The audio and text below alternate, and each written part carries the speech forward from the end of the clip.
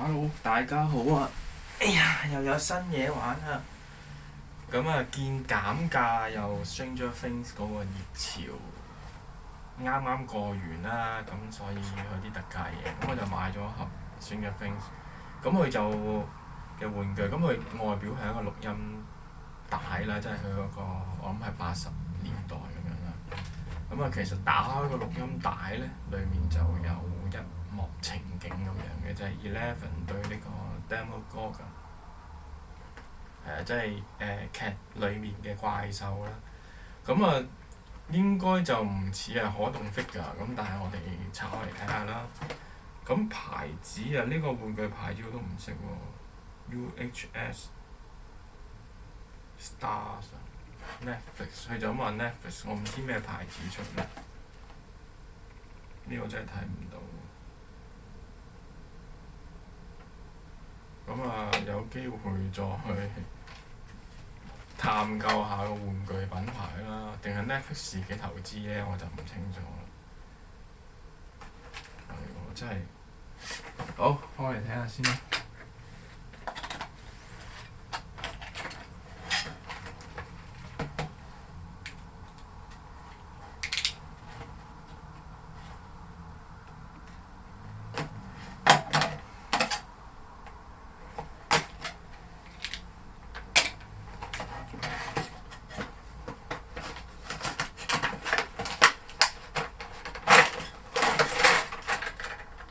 係啦，咁啊包裝就一個紙盒啦，開窗。有啲嘢揈下揈下，有啲膠紙啊。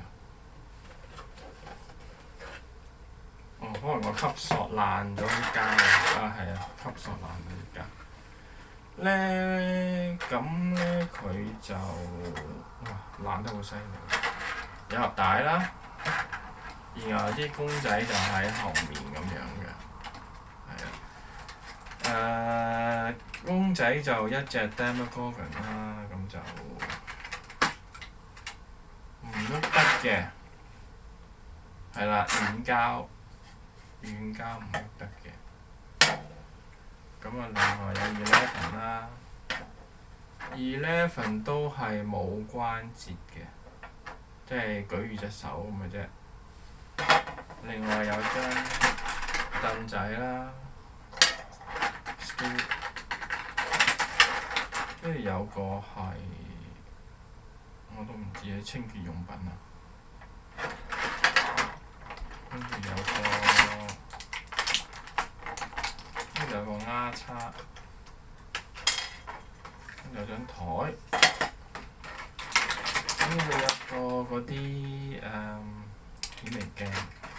咁但係可惜個吸索爛咗，唔知咩原因咧。個盒就全新嘅喎。咁都爛得嘅咩？咁啊算啦，唔要個盒咯。可能就諗住擺翻落盒邊。我都其實覺得奇怪嘅，因為錄影帶其實冇咁厚嘅，但係點解個盒咁大咧？原來佢將嗰個係啦玩具就擺喺下一層咁樣。哇！碎晒喎個吸索，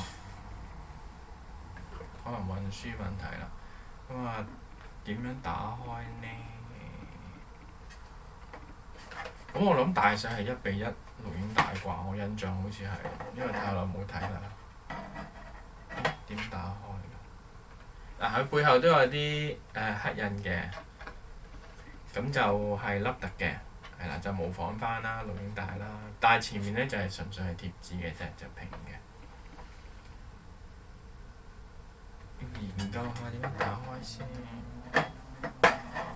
係啦，我諗係撳一撳啦。呢度有個筍啦。好啦，個場景咧就係後面有塊黑板。係啦，咁啊企喺度咁樣，咁我試下跟翻去後面呢張相咁樣去擺啦。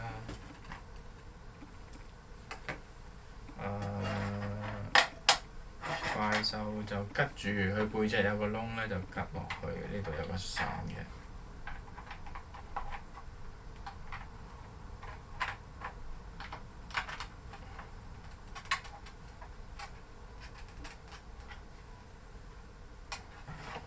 咪 Eleven 咧就有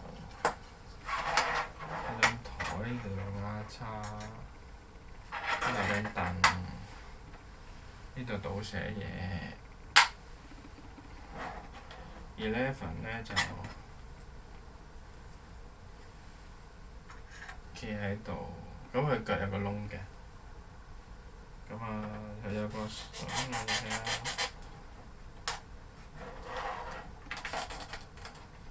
其實就係咁嘅啫，玩完啦。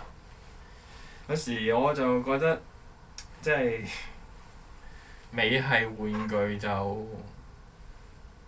好似同日系有啲唔同。美系好着重嗰啲不可動啊、情景啊、雕像類啊，呢類都好受歡迎嘅。但係日系咧就唔係冇，但係相對上比較少。我覺得就好有啲唔同咯，即係大家嗰個對嗰個電影嗰個感覺，因為似乎係美系咧，佢哋好留意嗰一幕係咪經典啊咁樣。譬如呢一幕係經典嘅，咁我哋營造翻出嚟。咁甚至乎好多嘢冇得玩、唔可動都唔緊要，因為最緊要係俾你記住嗰一幕咁樣。咁但係日系咧就似乎係中意俾你參與性多啲，即係可以可動創造多啲動畫或者故事以外嘅一啲變化咁樣。咁啊，似乎即係我覺得佢哋有少少咁嘅分別。當然唔係全部啦，當然美系都好多 action figure 㗎，咁日系都好多唔少嘅情景。不過我覺得佢着重點就有啲唔同。即係我覺得呢個玩具你俾 Bandai 就一定唔會咁樣出咯。但係我覺得作為 Stranger Things 嘅 fans 咧，有時即係擺喺，如果你有好多 Stranger Things 嘅玩具，咁你擺埋一齊，咁我覺得有個咁嘅情景，事實上又真係幾容易令人投入翻嗰個戲嘅。咁我相信咧，呢個係第一季啦，即係如果Eleven咁後生。但係呢一幕我就唔係好記得係邊個啦。咁師兄可能師兄師姐你哋提翻我啦，我真係唔記得咗係邊一季嘅第幾集出現過。OK，咁就試下擺唔擺得到落去，係唔得嘅。我仲諗住可以 keep 翻喺個錄影帶度，係唔得嘅原來，有啲可惜。好 ，anyway，玩住咁多先，係咁先，今日拜拜。